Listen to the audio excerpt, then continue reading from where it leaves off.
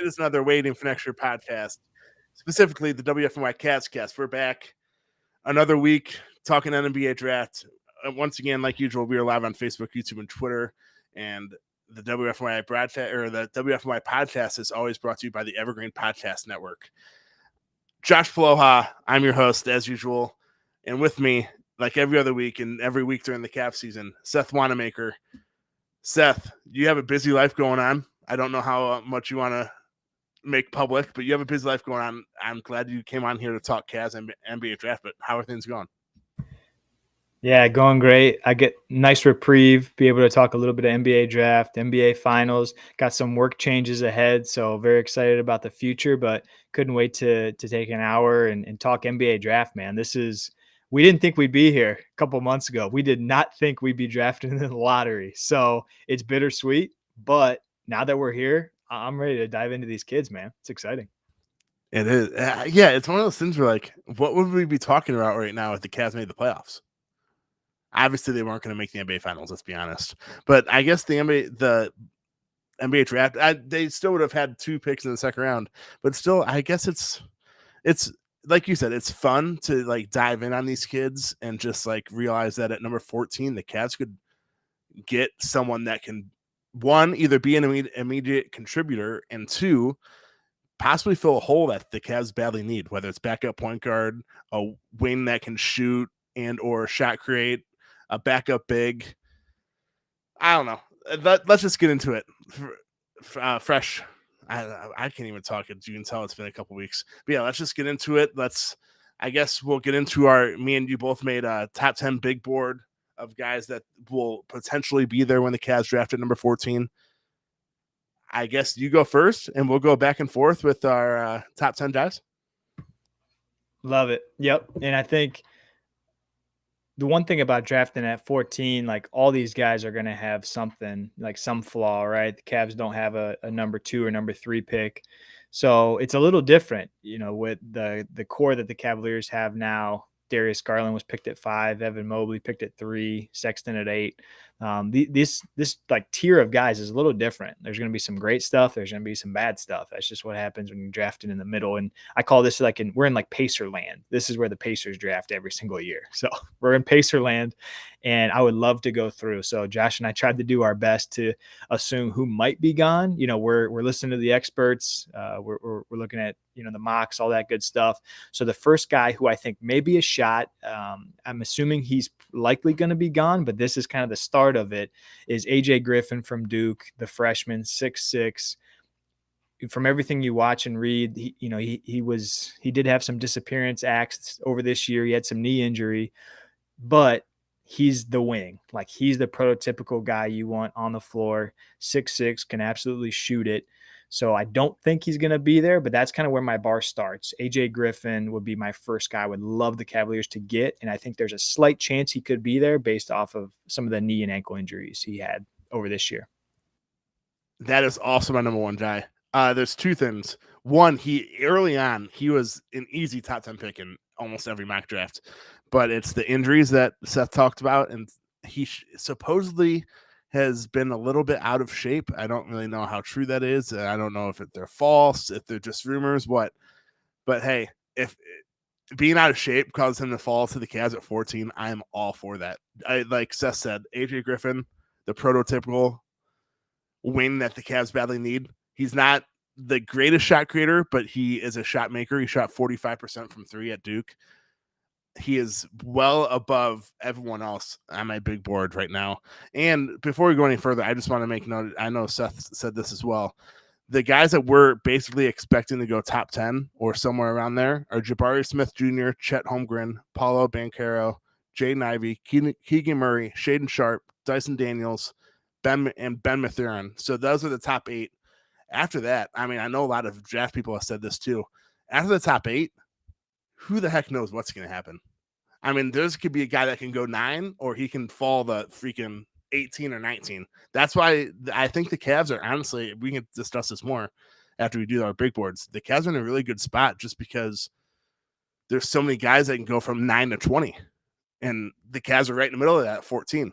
So I just hope, I know we always say this and I'll say it multiple times tonight probably, but I trust Kobe and I trust the staff and just know that they'll make the right pick. But yeah, so both of us have AJ Griffin number 1. Number 2, some people might call me a homer because I'm an Ohio State Buckeye alum. Malachi Branham. He's not the greatest defensively, but he has he's super young. A St. V. He's from Columbus, went to St. V. His wingspan is incredible for I don't even know his exact height, to be honest. Let's see. Malachi Branham is 6'5.5". I think his wingspan is like 6'11" or something crazy. So he might not play much defense. At least he didn't during his one lone year at Ohio State. But the way he is offensively, and I think he can learn. I'd rather have someone that can play offense and learn defense than the opposite. Let's put it that way. Yeah, you've got to have the traits to start. It's like you have to at least have the sculptability to get there. So yeah, I can't hate on the pick. Like Josh and I got to see this kid a lot this year. If you followed any Ohio State basketball, and there was no doubt he was the best player on the court, as a freshman for the majority of the season. Him and Liddell. So yeah, it was a heck of a season. That's quite a bit earlier than I have him, but I'm not going to argue with any player who's going to create offense in this draft. The Cavs so desperately need offense, and that's what Brandon's going to do, proposes to do at the next level. So I'm not going to hate on any pick that brings any type of offense to the Cleveland Cavaliers. At number 2, I picked Johnny Davis, so 6'5" shooting guard from Wisconsin. He is a kid he was one of the best players in college basketball last year. All-American type slasher. I mean, he plays bigger than his 6'5". He draws a lot of contact. He was over 6 free throws per game last season, shooting free throws almost 80%. So he's a kid that's just going to get into it. The knock on him, I think at this point, is probably he's not like a dead eye shooter. He's more of that slasher, going to draw contact. But like I was just saying about Branham, the Cavs could have used a guy who could get their own shot, and that's Davis. Great leadership. People love him.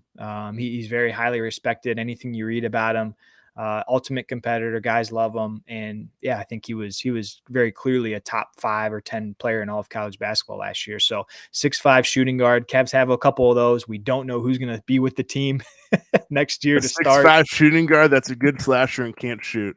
Interesting. Interesting. He may be a little bit more upside offensively than someone else you're thinking of, but we'll see.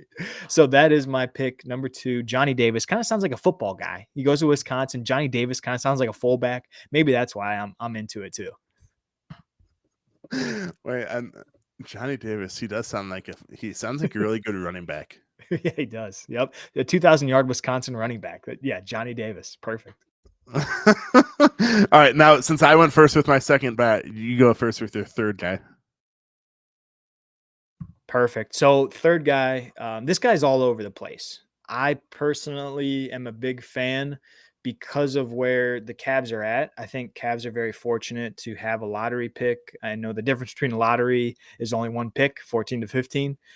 However, I don't think the Cavs are going to be drafting this high for the next few years. So I'm more than okay with them taking a big swing, and big swing in this draft at 14 probably means someone like Ousmane Dieng if he's there. So Ousmane Dieng, he played with the New Zealand Breakers as an 18-year-old. He just turned 19 in this past May. He's a 6'9", 6'10" kid. He probably doesn't want to grow anymore. Like, he is a big guy. He's very skinny. Doesn't play with any sort of size. It makes him look smaller out there. He's very frail. Like, his YouTube clips they're like eye-opening. What he can do at his size as a 18-year-old at the time against grown men, in that league. His passing, that's really like, that's his trait, his playmaking and passing. He had a tough go. He didn't have great numbers. He averaged like 8 points per game, a couple rebounds. He didn't draw a lot of contact. He needs to get a lot bigger, a lot stronger.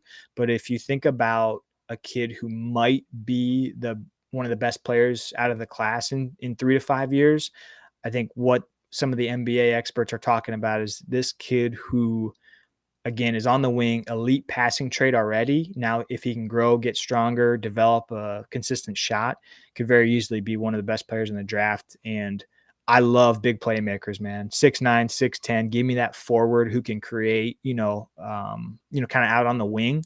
I think Cavs obviously need it. I'll stop saying it, but it's just so evident. So Ousmane Dieng, number 3. The Cavs, like I think I've said it, you've said it multiple times already. The Cavs need a wing that can either shoot or shot create and likely play defense. I mean, if we were doing power rankings of what the Cavs need at wing, I'd say shooting number 1, shot creating number 2, defense number 3. And I mean, the more of those 3 traits that they have, the better. But I mean, like we've said already too, I've said we've said a lot already, and we are only 10 minutes into this podcast. But at number 14, you're not going to get a perfect prospect. There's a very good chance you're not going to get a guy that has all 3 of those traits. So you're just hoping for at least 2 of those, and then hope for the best and hope for development. But I have a different guy at number 3. My third prospect in this one is Jalen Williams, Santa Clara forward. I know I can't think of her name. I'm completely drawing a blank on her name. She was on the Chase Down podcast with Justin and Carter a few weeks ago. Kristen Peak from Yahoo Sports. That's who it was. Kristen Peak. She said that Jalen Williams wowed a lot of people at the NBA draft combine. I think he's a prospect that literally, if it wasn't for the combine, he'd be like in the 20s. Now he's probably going to go easily top 15. I don't know.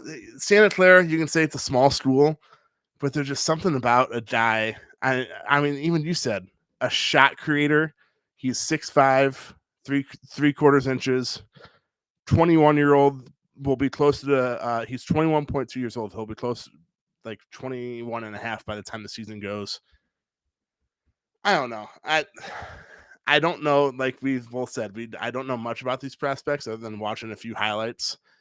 But just what I've seen from Jalen Williams and the fact that he dominated the draft combine like he did, I think that just says a lot, especially given, I mean, you can say at Santa Clara, he probably didn't play against that many good opponents, at least NBA draft worthy guys.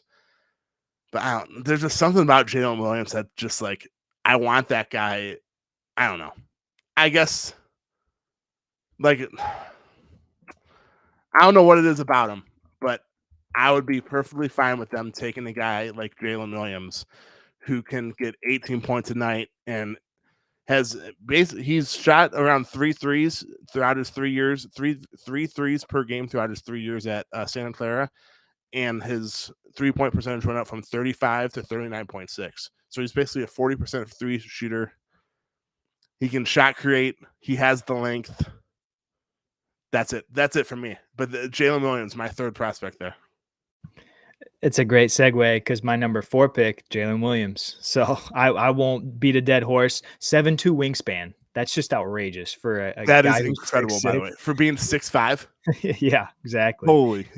And he's a great shooter. So who's a great shooter with a 7'2" wingspan? You know, if you're building a player in 2K, the longer that wingspan is, the longer that wingspan is, the worse the shot gets. That's just physics. That's just law. Like, that's just what happens when you have longer arms. It's harder to have a consistent shot. Not Jalen Williams. Kevin Durant, but I'll stop interrupting you. Yeah, that's right. In fun little tidbit I saw when looking up Jalen, watching some video and then a write-up on him after the season, he rated 97th percentile in terms of spot up shooter. So when you have Darius Garland orchestrating the offense, you're going to find yourself with some open threes. Multiple players found that this year with Ricky Rubio or Darius Garland, setting them up. So need guys that can knock it down. Jalen Williams should be one of those guys who can knock down a shot. A lot of these other guys we're talking about, the knock on them is the shot. Like basically every other player we're going to talk about is not a great shooter. That's not Jalen Williams. As you said, he's got to prove it against good competition, great competition. So that's why I think some of these workouts are fascinating. Get some of these top 20, top 30 guys in there, see who looks best. But yeah, number 4, Jalen Williams, and then Josh, I'll kick it back over to you for I believe your 4th. Man, so I like how but that's the closest one we've had, I think. So yeah, that's the closest one. Jalen Williams, 3 and 4. My 4th now, Dalen Terry from Arizona. his stats when you looked at just his stat sheet, they certainly don't jump out at you. He averaged just 8 points a game, 4 assists a game in Arizona as a sophomore this past season. 36% shooter, two threes a game.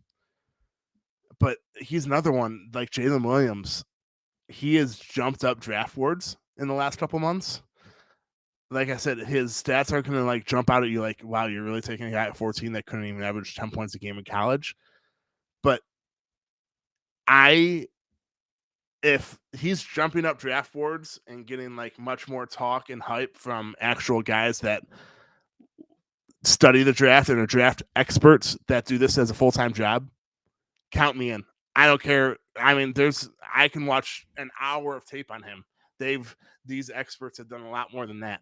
So the fact that he's jumping up draft boards, I feel like he's more of a project maybe than an immediate contributor. I know you had one of those on your list already, but count me in on Jalen Terry. Yep, love it. He's definitely going to make his way on my list here upcoming soon. My number 5 is Ty Washington. Granted, this pick maybe because we saw Darius Garland get ran into the ground and we had to hurt Rajon Rondo and Brandon Goodwin try to keep the Cavs playoff chances alive last year. Oh God, don't remind me, please. Those were tough times, weren't they? So maybe that's why I snuck Ty in the top 5 here. I just think, his game, I got to watch a few Kentucky games last year.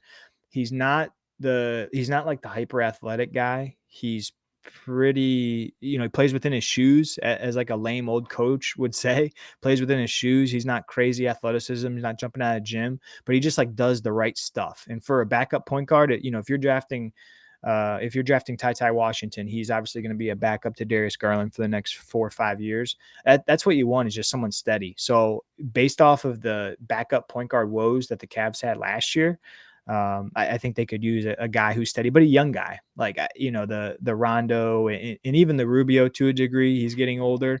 I would love to plug that backup point guard role with a solidified guy who can get in and learn, like someone you can invest in versus these 1-year guys.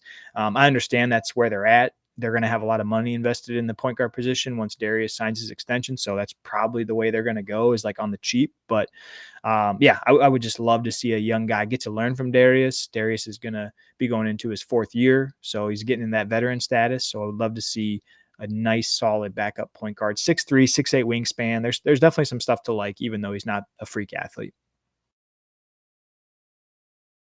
Sorry, I was on another. I went hit M and it didn't work. I like Ty. I need to say Ty Washington. If I just say Ty, it sounds like I'm talking about like a 3-year-old. But I don't know if a backup point guard and a guy whose ceiling will be backup point guard, because all the talk around Colin Sexton, he's never going to start a shooting guard given his height. I just don't know if picking a guy at number 14 is worth investing in a guy in like a position that, if he is really good, he won't be on a team in 3 or 4 years because he'll be going elsewhere with money. And if he's like, I don't know. I guess like I said, I like Ty, but I don't know if picking a guy at number 14 is worth it for a backup point guard when the market, Ricky Rubio, Mike Conley. I know we discussed Mike Conley and Ricky Rubio 2 weeks ago on our last podcast. But yeah, like I said, I like Ty, but the reason I don't have him on my big board is just because I'm scared to invest a 14th pick in a guy whose ceiling is backup point guard on the Cavs. Does that make sense? Completely. I think you walk away. It's almost like drafting a guard in the first round. It's like, man, he better be good if we're gonna pick him. Right? Yeah, you're not getting your wide receiver or left tackle. But yeah, I completely understand where you're going to there. Don't you dare hate on Joe Thomas like that. Wait, no, you said or left tackle. Okay, never mind. I totally just all right. I'm out of it. I don't know what's going on with me right now. So who did you just go with? So I had Ty at 5. Yep. So you had Johnny Davis at 2. I have Johnny Davis at number 5. Seth already discussed him. Good shot creator. He averaged almost 20 points a game at Wisconsin. He was the go-to guy for the Badgers. Just that I'm perfectly fine with if he drops to the Cavs. Perfectly fine with that.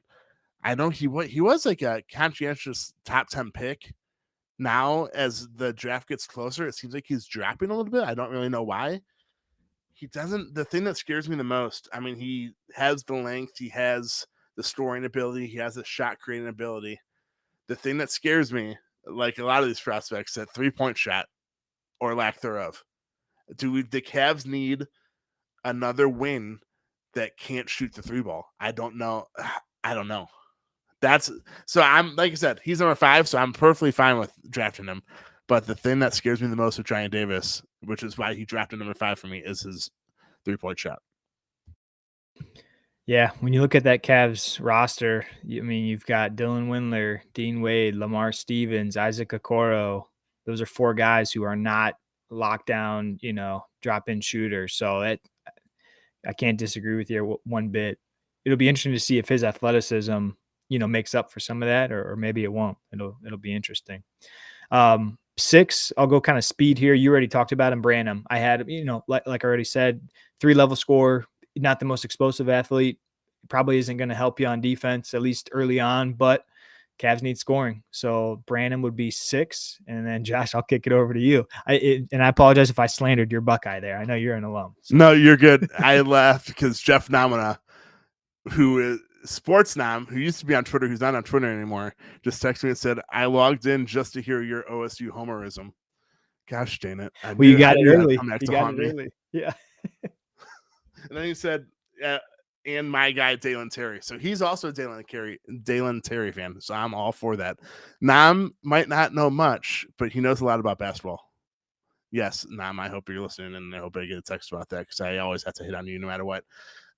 Number 6, you have Malachi. I guess we're just gonna be going back and forth now because you've already mentioned this guy too.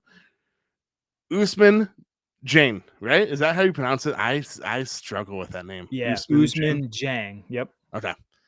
Seth already talked about him. He's more of like a high ceiling guy that is, I wouldn't call him necessarily a project, but he's much more of a raw prospect than the other guys that have been mentioned so far. But hey, I know Chris Fedor mentioned it on the Chase Down podcast with Justin Rowan. And by the way, if you guys don't listen to Chase Down, please do. Justin and Carter are great dudes. They have great guests on all the time. Something that we'll hopefully have soon. I promise we'll have some guests on soon. But Fedor said that the Cavs feel like they're in a position this year because they will not have they hopefully will not have a lottery pick for 4 or 5 years, hopefully. So they're in a position now where they'd rather take a guy, they'd rather quote unquote hit a home run, and they'd rather take a guy with a higher upside than a lower floor. And I think Jane fits that mold. He's not a guy that might immediately contribute, but like Seth already said earlier in this podcast, he might have one of the highest ceilings of the guys that have been mentioned so far. And we can talk about this later in the podcast too. Needs to be something said about guys that come from overseas, because without looking back, top 20 picks that have come from overseas that like aren't like draft and stash guys like the Chris Youngas of the world, they play against grown men. They don't play against college 18 through 22-year-olds. So there's something that needs to be said about that too. So he's not as high on my list as Seth's, but Jane is my number 6 guy. I can't believe you just dropped Skyanga on the pod. That was unbelievable. Is that bad that was the first thing that came out to me as a draft and stash guy? Not at all. Who was the other? Wait, hold on. Who was the other Cav? Oh, Sergey Karasev. Was that? Am I pronouncing that right? Supposed to be another draft and stash guy. Supposed to be deadly from 3. Yep. Yeah, we saw how that works out. And maybe can I sprinkle in a Yuri Welch too? I think he might have been stashed for a year. That sounds like That sounds like a really good tennis player. Like if you said, does that guy play tennis or basketball? I'd 100 times out of 100 say tennis. Yeah, Yuri Welch did not live up to his draft profile, I don't think. All right, back on track. Apologies. Skyanga got my brain somewhere else. So back to number 7, Jeremy Sohan. So I've been coming around on this guy. I think the last thing the Cavaliers need would be an athletic, cooler hair. Yeah, it's cooler hair. A guy from London, which is pretty sweet. A little more culture for the boys. But I mean, he's just a defensive juggernaut. Like, this is the kind of guy. Consensus is he can guard 1 through 5, probably 2 through 5 to be fair. Elite defensive player from Baylor, 6'9", lean. He kind of looks like Kelly Oubre body wise. He's a little slight, but he just like twitch, like fast. He just plays fast. He can finish. He's just not gonna give you a ton on offense. And the Cavs, not arguably, they do have two of the best defensive big guys in the league. So it's adding to strength. It's like you got, two of the best running. It'd be like the Browns drafting a running back in the second round. Should they? I don't know. I'm not sure about that. But why not? Why not? Raymond Felton next up. But yeah, if he's a generational defensive talent and he falls to you at 14, because some teams don't want to get him, you got to take a look. So Sohan would be my number 7. And Josh, I'll kick it back over to you unless you have anything Sohan related. I don't have anything Sohan related, but I always forget to look at comments. We actually traded a first-round pick for Jerry? Really? Mr. Welch. Did we really trade a first-round pick for him? That's bad. I think it was Celtics, right? Ricky, let us know if that was the Celtics. I think we traded with the Celtics for Mr. Yuri Welch. Oh my gosh, for that tennis player. This is giving me Capono, Yuri. Oh man, Luke Jackson. We got Jason Capono. We got to keep going. Imagine all the guys that we were like, oh yeah, that's a knockdown 3-point shooter. They probably made like 200 career threes combined. Maybe. I'll tell you what, this is their NBA, man. If they played now, they might actually been able to flourish. Back then, they were still playing. So that's the reason why all these guys didn't succeed. That's right. Cavs didn't miss. It just wasn't their time yet. Man, unreal. If only Luke Jackson, that's another name. He was like a top 15 pick from Oregon, right? Yep, Oregon. We're like way off tangent right now. Where'd Jason Capono go? UCLA? UCLA, yep. Man, the random shit that I have stuck in, like, how do I know that? I don't know. But I couldn't tell you a lot of things that are not sports related. All right, back to the topic. I'm actually at number 7. I'm the same as Seth, Jeremy Sohan. He has the length. He has the defense. I hope he can sort of shot create, but it was mainly against bigger guys when he was at Baylor. So I don't know how that would translate to the NBA, where he's going to go up against much of the same, like, guys that are not only the same height as him, but will probably be faster than him. He's 6'9", 230 pounds. At this point, like I said, you're not going to get all 3 traits from the majority of these guys at number 14. So I'm fine with taking him and hoping that but his 3-point shot is 29.6%. That scares me again. But then he has the defense. So I don't know. But yeah, we both have him at number 7. And I love his hair. I hope he keeps that blonde hair if he comes to the Cavs as well. Or maybe dye it gold. Mm-hmm. Screw like the yellow blonde. We want gold.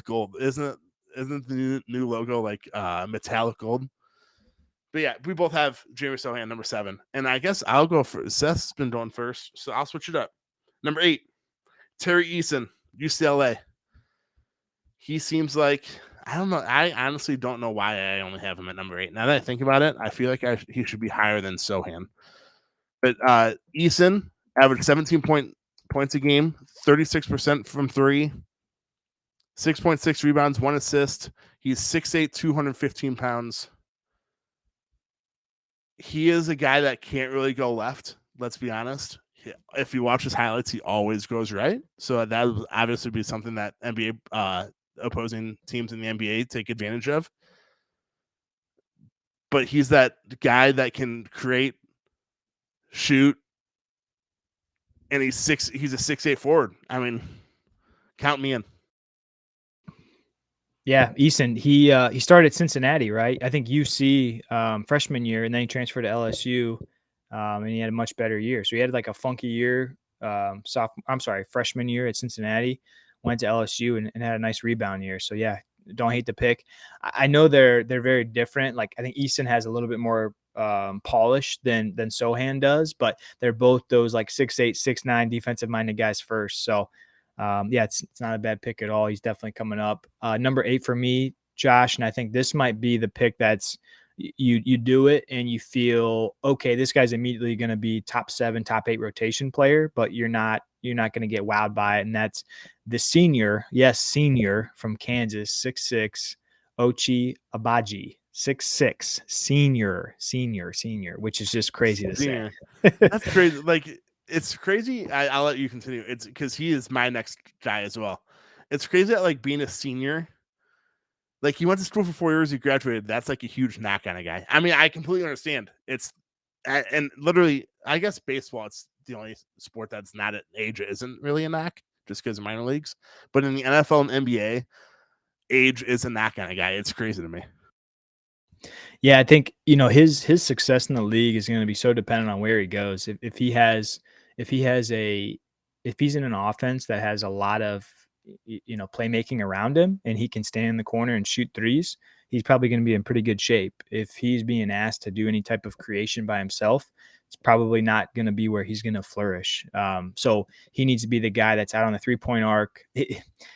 His defense isn't as good as you'd probably hope for a guy that doesn't do a lot of playmaking, but I think you take this pick and say, okay, you think this guy's going to, be in the league for a long time. He's going to be able to shoot the ball, get those corner threes going, then hopefully get him around the arc a little bit more. It'll be interesting. I mean, when you watch college basketball this last year, he's like one of the better players in the entire in the entire tournament. You look at him and say, wow, this guy's going to be awesome. But then as you dig a little bit deeper into the upside, that it's just not really there. So I'm not going to steal too much of your thunder because it sounds like you have him right after. I just say this is like drafting a left guard. You walk away saying you hope he's good. He's not going to probably swing your team from like the 5th best to the 2nd best, but you just hope he's a plug and play guy from day one. The Cavs don't have a lot of depth on the wing, so hope he'd be able to contribute right away. You summed it up perfectly. I know we talked about this prior to the podcast. Ochi probably has the highest floor, and he's the guy that you just said, you can plug in and play immediately, but he probably has the lowest ceiling of the top 20 guys too. Like he is who he is, I guess is what I'm trying to say. He's where he is 22.2 years old, which is by far the oldest in the draft. And actually, there's oldest in the first round prospects. Put it this way: Ochi is older than Isaac Ocurro. Isn't that weird? Isn't that weird to think? And we'll talk about this later on too. I guess not too far later on. We're already 30 minutes in, but Isaac Ocurro is still super young. You have to remember that too. We'll talk about that later on though. But yeah, Ochi, his biggest knock, 22.2 years old as things currently stand. But then again, I mean, he shot 6.5 threes, so he has like the attempts, which is what you love to see. Not only did he shoot 6.5 threes a game, he shot 40.7% from 3. And that's up. Every year he got better. 30.7, 33.8, 37.7, 40.7. So he not only has like the attempts up there, but a 40% shooter from 3. And like you said, he's not the best defensively, but he's not a guy that will be like a guy that you can't have on the floor at the end of the game because he's so bad at defense either. But I mean, I guess at this point, if we're what, 8 and 9 in our big board, and that's without 8 or 9 guys that we know will be drafted before the Cavs, maybe you take a guy. It's not that home run pick that Chris Fudor mentioned about the Cavs wanting to take, but he's a perfect plug and play guy. High floor, low ceiling. I guess I hate NBA draft comparisons, but I think this has been mentioned too already. His ceiling is probably Danny Green. I don't know if that's a knock necessarily because Danny Green's still in the league. He's still starting for the Sixers. He's still knocking down threes, but Ochi's ceiling is probably Danny Green. Ex-Cavalier great, 2nd round pick, Danny Green, cut from multiple teams. Yeah, I was gonna say, was he great? He wasn't great with the Cavs though. No, very average. He waited to develop his 3-point shot until after Cleveland. Thanks, Danny Green. Appreciate you, bud. Yeah, Danny Green. Same with Joe Harris. Same with my guy, Joe Harris. He was nothing for the Cavs, then went to the Nets and is getting paid like $20 million a year. Yeah, shout out Joe Harris. Saw him in the flats one night. He looked a little banged up. Shout out Joe Harris. Fun fact: Although you used to live in Tremont. Although, do you still live in Tremont? I know you used to. Used to. You used to live in Tremont. Him and fun facts, like I said, and really random fact. Joe Harris and Matthew Dellavedova always went out in Tremont together. They were best friends. My brother always saw them. That's great. I could like Tremont's got this vibe about it. Obviously, like Scottish Hammer has been known to visit out there. It's a place you can like get away, and it's not Flats, Ohio City, East Fourth. You can like True. sneak away and get somewhere in Tremont and not get hounded, which is pretty sweet. And because I stink at looking at comments and doing a podcast at the same time, Ricky actually answered us. We traded our first round pick to the Celtics. I nailed it. I got it right. I got it right. Oh my gosh, Kaz, what are you doing? That GM deserves to be fired. I don't know who it was way back when, but Danny Ferry. That might have been a Danny Ferry. Oh boy. Oh well, that's why I don't even think he's in. Oh, is he still with the Hawks front office? He was in a little controversy a few years back. Something happened with our boy Danny. What are we gonna do with this Cleveland sports knowledge, man? Once we're gone, this is just what a waste. Oh my god! Wait, hold on. I'm trying to see where we drafted Yuri Welch. How do you spell his name? Yeah, I believe it's WELSCH. Yuri Welch. I think it's JIRI WELSCH. I believe that's like really forcing me to go back, but I believe. All right. Well, while I'm looking this up, go on to your next guy. Yep. I won't steal. I'm sorry, not steal. I'm not going to go too much further back. A guy you had a little bit higher, Dalen Terry, all Pac-12 defensive guy. He's lengthy, point guard, shooting guard, combo, 6'7". He's skinny, very light, needs to grow, needs to build. High steal rate. Like I said, long wingspan. He's the kind of guy you're going to be patient with. But as I said earlier on, man, I'm completely good with patience. I think the one takeaway I have right now with the finals is there's going to be an opportunity, I think, for, just more talent. Like Cavs just straight up need more talent. And I don't care if the talent doesn't show up for 2 years, they just need more talent. I think there's a great nucleus, obviously, with Mobley, Garland, and Allen. They're going to get better, but they just need a dude. They still need a wing type dude. And I think you put your eggs into a basket at 14 and go. So I'm more than happy with getting a guy like Dalen. That's going to take a year or two, but he might be a guy. Man, Dalen, he's my guy. And I'm non-texting me again, Jeff Namina. He said Jalen Williams and Dalen Terry are his guys. I'm completely okay with that, honestly. Or Malachi. We keep discussing it, though. It's crazy that we're so excited about the 14th pick. But like I said, picks 9 through 20 or 9 through 25 are like, this guy could literally go 10 or this guy can go 19 or 20. I feel like, I guess it's me just being like a Cleveland fan too. The Cavs are just in a really good spot at 14. I don't know. But on with that, you had Dalen Terry there. My 10th guy, I know that you knocked him off your big board prior to this podcast. Marjan Beauchamp. Marjan Beauchamp. G League. He didn't play in college. I don't know. He's one of those guys. I don't know. It's the G League's interesting because you don't know how guys are going to translate. Like if his stats have been better if he played college basketball and wasn't getting paid to play in the G League. I don't know. It's just one of those things where I don't know. I guess I'm going to trust the draft experts on that. But I mean, he 21, almost 22 years old, 6'6.5". He is represented by Clutch, which might be I think he's the only first round pick prospect that is represented by Clutch. Maybe that means something, maybe it doesn't. But I feel like I'll also guy when we've already eliminated 8 or 9 prior to this, that's probably not good news to the Cavs. Yeah, we're getting down there. My 10th last Easton. So you already talked about it. I'm not going to draw it out. We're getting to the point, obviously the 10th guy after 8 to 10 have already gone. I'm not dying for Easton. I'm not dying for Sohan. I want offense. I want wing help. I want a guy who's going to end up being a top end prospect. So I'm okay with being patient. That's my guy. I didn't name a guy, but those are my traits, Josh, that I'm looking for. There we got it. Derpy Gaming. I know Derpy Gaming commented a lot to like 4 weeks ago, 2 podcasts ago. He disappeared last week, but he's back. There's our guy. I know I had Easton a little higher. I'm sorry. I'm just catching up on comments. The 14th pick. Obviously, it's the most important one. It's the one that the Cavs will probably be able to draft a guy that can help immediately, most likely. But it's also important to remember that the Cavs have 2 second-round picks, 39 and 55, 54, 55, which goes to Ricky again.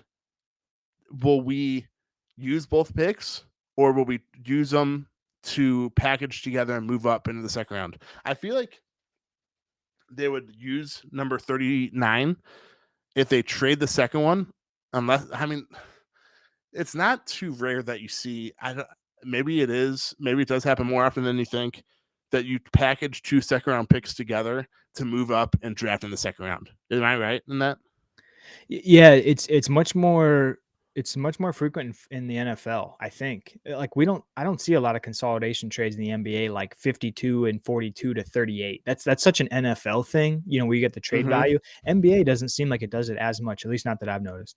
So I would think that they would draft at 39 because you could still possibly get a contributor there this season. And if they trade the second round pick, it would be for a future pick.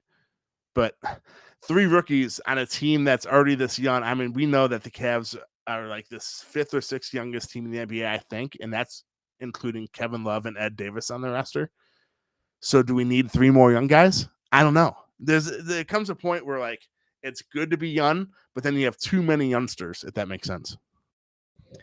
Yeah, and there's something about having those like guaranteed contracts on, like the Cavs, if they sign Colin Sexton, they're going to be getting really, really tight with that luxury line, depending on where his numbers end up at. So there's always some funny cap stuff going on. Maybe they don't want the guaranteed guys on their roster. So that's something to watch, something to watch out for. The capologists, much smarter than us, are making those decisions. But I would be weary about having 3 rookies just based on them getting close to that tax, even though I understand second round picks don't make a lot.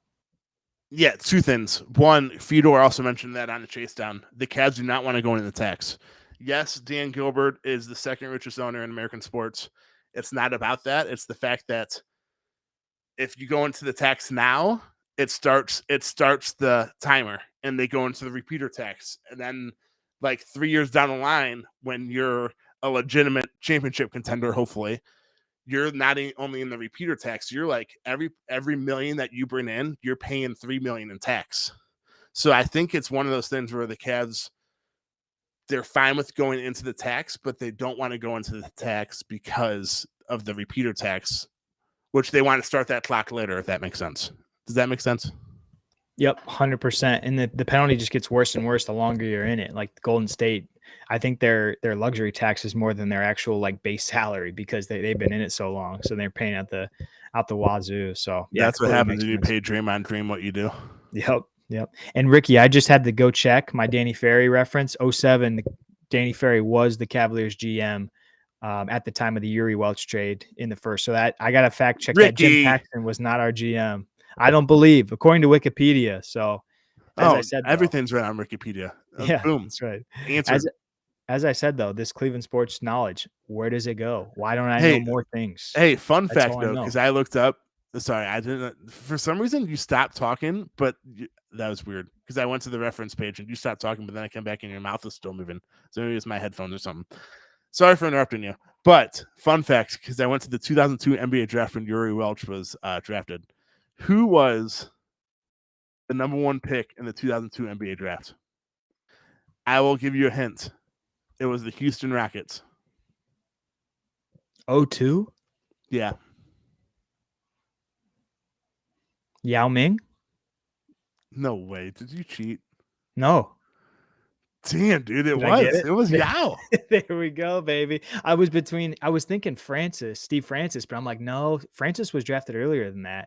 And then for some reason, I remember Yao with it like an 02 just somewhere in my brain. Yeah. Speaking of NBA 2K, the cheat code in NBA 2K, Yao Ming. Defensively, offensively, just throw it up to him. But yeah, when I looked that up, 2002, Yao Ming.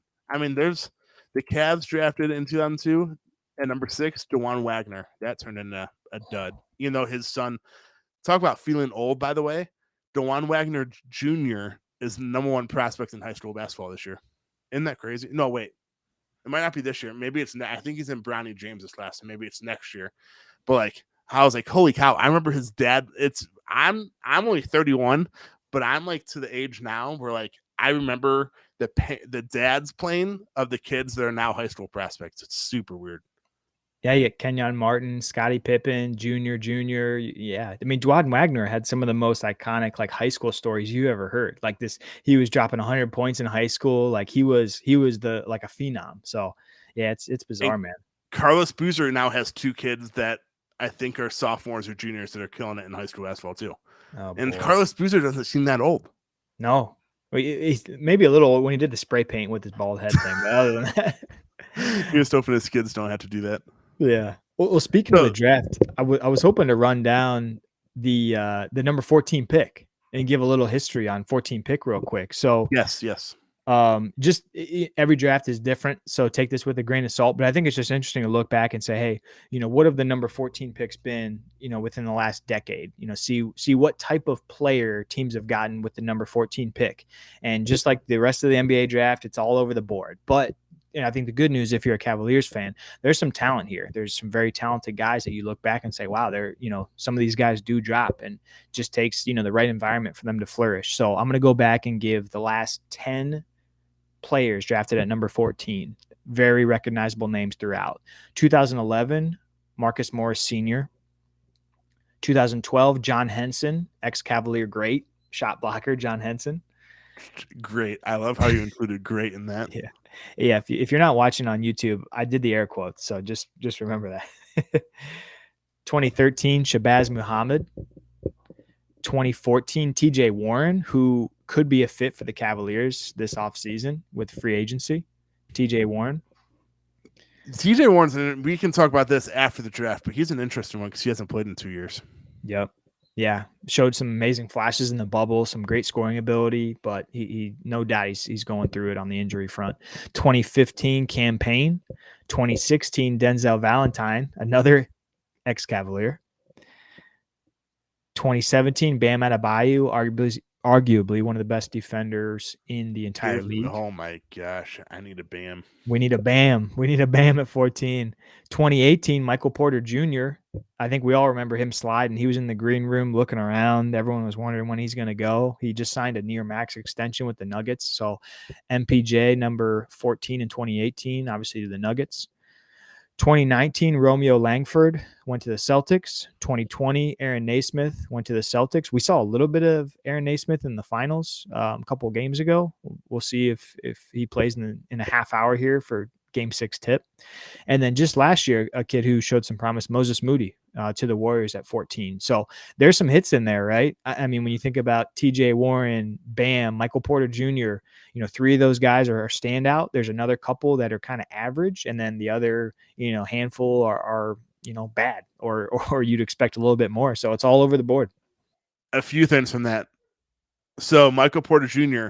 supposed to be, he would have been, without back issues, he would have been a top 5 pick, I'd say, in that draft. But there's a guy in this draft who continues to fall down mock drafts with injury concerns. Yep. That hopefully will fall to number 14. That's AJ Griffin, who is number 1 atop our big board for guys available. That's my dream. If they draft AJ Griffin, my goodness, I might just hop on. I don't know what we'll have to discuss this. I don't know what you're doing next Thursday night. But if they draft AJ Griffin, I might just do an emergency podcast by myself, even if you're not here. Yeah, that would be immediate, like, okay, time to get together and think about this roster and rotations, because that would be some fun. That would be fun. Super Bowl, Super Cavs, right? Isn't that the saying as Ken Cameron said? Yeah.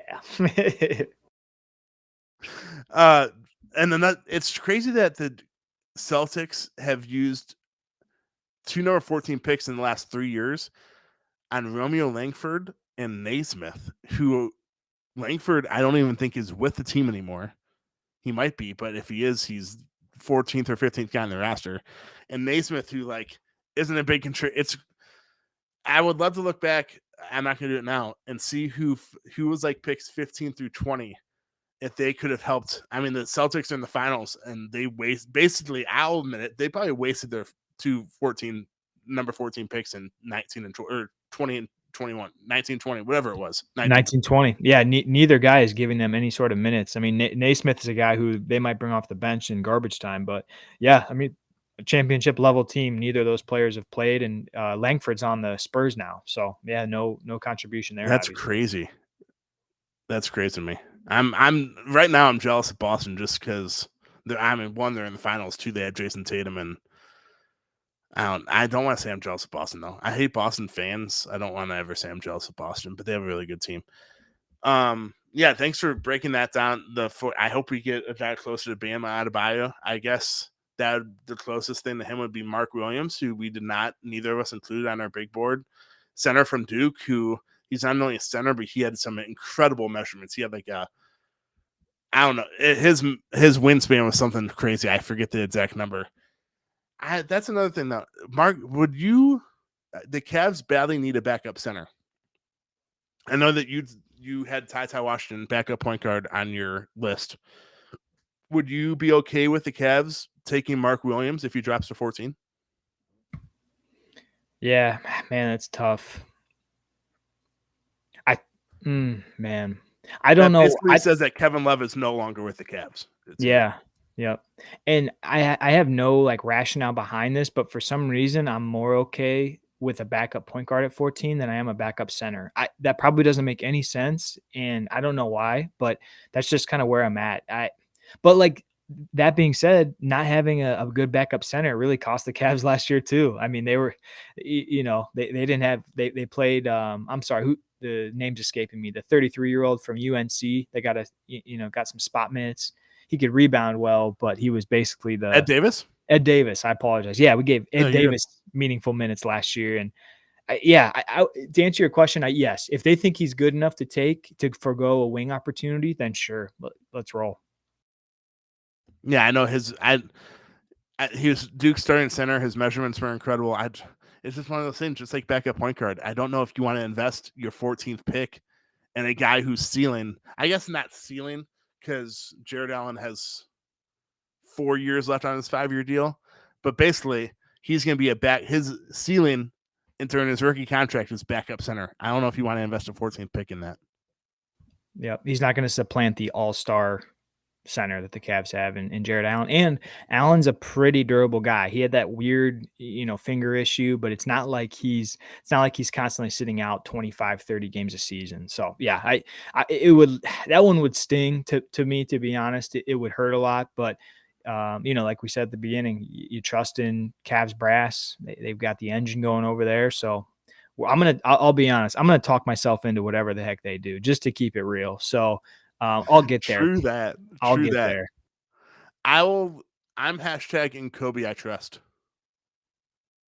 Yeah, we keep saying it, and I mean, hey, he's hit, right? I mean, Darius Garland. I mean, when you take a all-star point guard at 5, and a lot of people gave him a lot of crap for that. Yeah, I'll trust in Kobe. Always. Anything else? I mean, Isaac Ocurro. We can talk about this after the draft because we're still going every other week. Actually, I guess the draft's next week, so we might be on next week. We'll discuss that as well. Isaac Ocurro, speaking of the 2022 NBA draft, I mean, he's 21 and a half years old. If he was in this draft, he wouldn't be one of the oldest guys in the draft, which is crazy to think just because, I mean, a lot of Cavs fans have given up on Isaac, let's be honest. But always remember, he's 21 and a half. So he still has time to develop. He's nowhere near his prime. I'm not saying that he's going to become this dynamite shooter, but just remember, he is 21 and a half years old, and he's been in the league for 2 years. So just whenever you give Isaac some slander, I saw somewhere, some anonymous Cavs source said that he's been looking really good this offseason. I don't know if I guess I take that with a grain of salt, but just talking about the 2022 NBA draft, just always remember that Isaac Ocurro is 21 and a half years old too.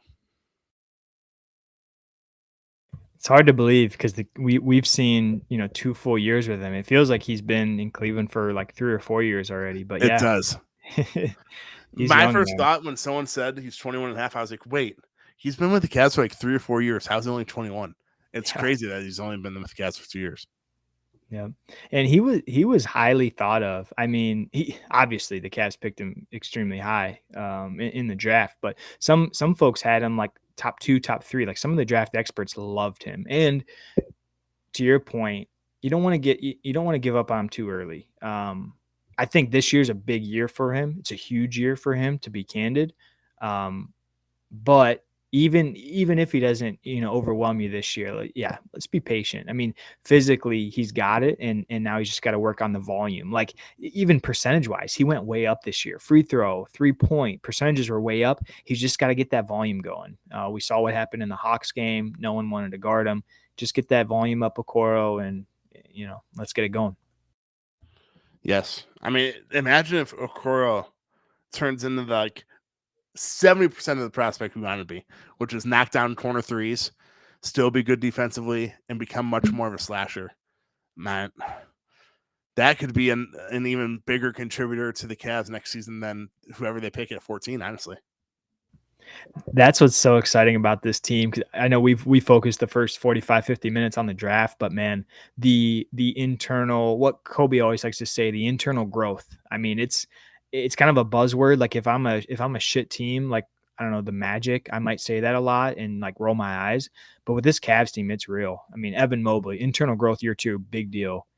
Internal growth, Darius Garland, Colin Sexton, a young Karis LeVert, a young Jared Allen, a young Lauri Markkanen. These guys are all young, man. This internal growth could be a serious game changer for them. So I'm just excited, man. Like we're gonna get a top 14 pick, which is sweet, but we're also gonna get internal growth from all these guys who are like really good. So it's just great. I can't wait.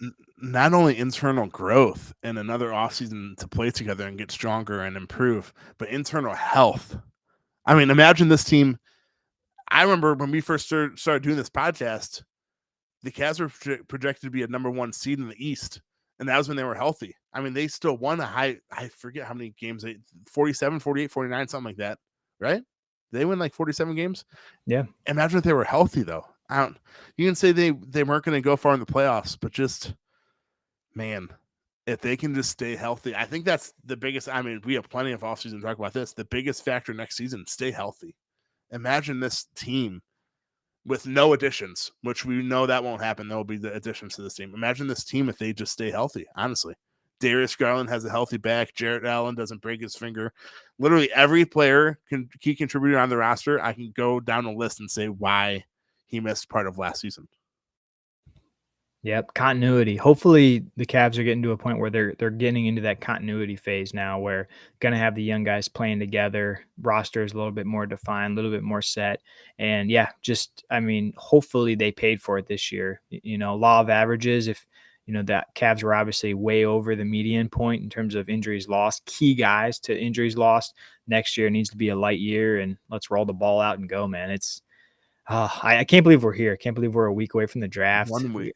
Game Week 6. out. Yeah, it's awesome. I know we talked a lot about the 14th pick, but at 39, I think my go-to guy at 39, which I don't think he will drop. I would love it if he does drop. Andrew Nembhard, point guard, Gonzaga. I know we talk about backup point guard. We don't have to talk about too much of this because it's a second-round pick, but I think he is. It would be a home run pick at 39 if they can draft Nembhard, because I think he can be instantly inserted into the backup point guard position. And he's a guy that if the Cavs bring back Ricky Rubio, which there's a lot of rumors where he will come back. There's some where he won't. Nembhard's a perfect guy too, because he can be the backup point. PG2 is what they call him, backup point guard, until December or so when Rubio comes back, and then drop down to PG3 and have Ricky Rubio be the backup point guard. Backup point guard is interesting because, yes, Rubio would be a good fit. We saw that last year. But if Rubio is out until at least December, which is all reports are saying that he is with that torn ACL, the same ACL he tore a few years ago, who else are you going to be able to bring in to give Darius Garland some help? I mean, we all know that Darius Garland needs some help at backup point guard. So are you going to be able to bring in like a veteran free agent that you're going to say, hey, from late October to December, you're the backup point guard. After December, you might not be in the rotation anymore. I don't think that's possible. I don't think a veteran's going to do that. So my home run pick at 39 is Andrew Nembhard, Gonzaga. I don't know if you have one in the second round or not, but that's mine.